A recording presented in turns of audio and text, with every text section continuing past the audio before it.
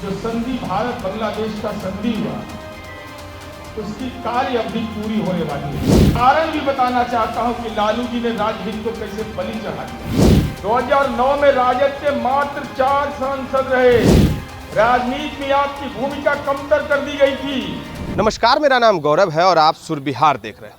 देखिए 1996 में जो है भारत और बांग्लादेश के बीच में एक समझौता हुआ था जो फरक्का बैराज संधि थी, जो अब दिसंबर 2026 में ख़त्म होने वाली है।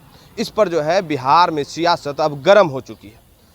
राजद सुप्रीमो जो लालू प्रसाद यादव है, उन्होंने ट्वीट किया था, अपने सोशल मीडिया हैंडल से एक वीडियो भी शेयर किया था जो संसद भवन से वो फरक्का बैराज संधि पर बातें भी कर रहे थे। जिसके बाद अब जदयू के कार्यकारी अध्यक्ष जो है संजय झा, उन्होंने भी अब इस मामले पर अपना बयान दिया है और आज जदयू के मुख्य प्रवक्ता नीरज कुमार ने भी प्रेस कॉन्फ्रेंस किया। प्रेस कॉन्फ्रेंस करके क्या कुछ कह रहे हैं, पहले बयान को सुनिए। आज विमर्श का विषय यह है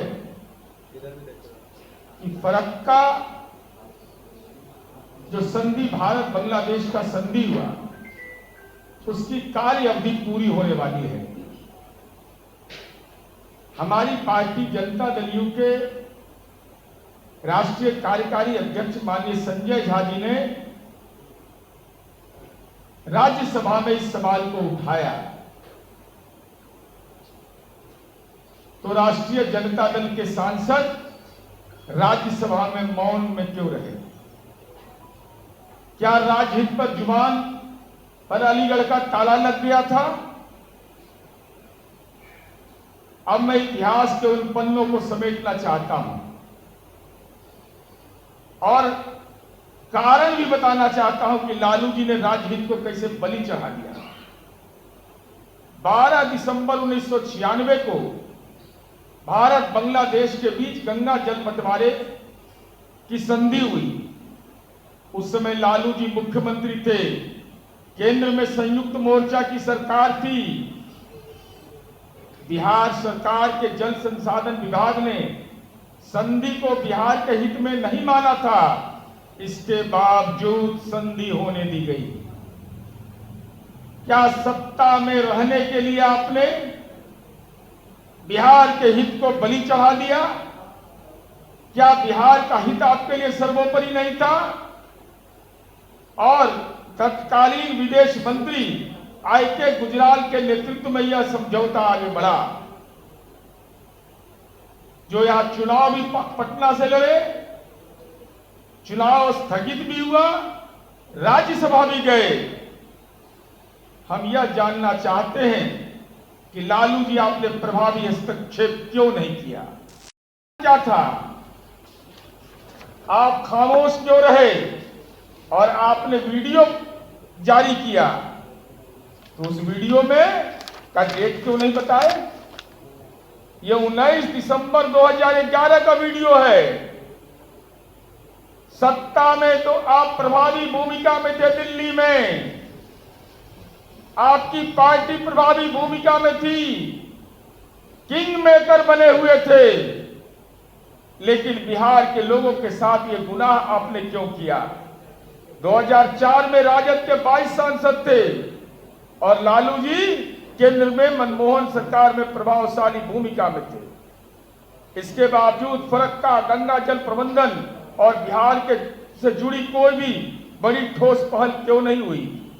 2009 में राजद के मात्र 4 सांसद रहे, जो अभी हैं जितना। फरक्का और गंगा जल संधि का मुद्दा आपने उठाया कब? 2011 में, जब राजनैतिक रूप से आप अपंग हो गए थे। अपंग हो जाना का मतलब राजनीति में आपकी भूमिका कमतर कर दी गई थी। सत्ता से बाहर आने के बाद आपने विरोध दर्ज किया, जो वीडियो आपने ट्वीट किया है, तो 96 से लेकर 2011 के पहले तक की कार्य अवधि में आप क्यों खामोश रहे? क्या चारा घोटाला का मुकदमा आप पर दर्ज हो गया था? चारा घोटाला का मामला उजागर हो गया था?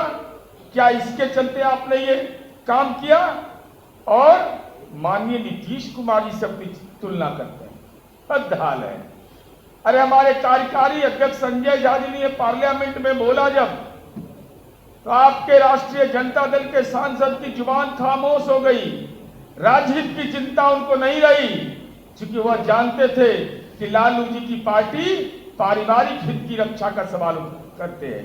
नीतीश कुमार जी तो चाहे किसी की सरकार रही हो, ऐसे सवाल पर जो राजहित का सवाल हो, नीतीश कुमार जी ने लगातार, चाहे वह गंगा का जल प्रबंधन हो अथवा फरक्का का मामला हो, ये तमाम सवाल पर नीतीश कुमार जी ने लगातार राजहित का सवाल उठाया है। इसलिए हम यह जानना चाहते हैं कि जब 2004 में राजद के 22 सांसद थे, लालू जी केंद्र में मनमोहन सरकार में प्रभावशाली थे, तो आपने हस्तक्षेप क्यों नहीं किया? और नीतीश कुमार जी ने यह सार्वजनिक रूप से कहा, फरक्का बराज के कारण गंगा में गाद का प्रभाव बढ़ रहा है। सेमिनार किया इस सवाल पर।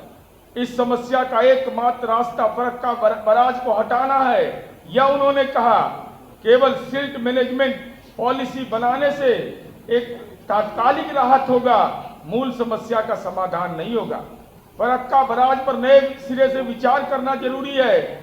उन्होंने कहा कि मनमोहन सिंह जी के रहते, प्रधानमंत्री रहते, उन्होंने यह मुद्दा उठाया। आदरणीय नरेंद्र मोदी जी के सामने भी यह मुद्दा बिहार का उठाया गया।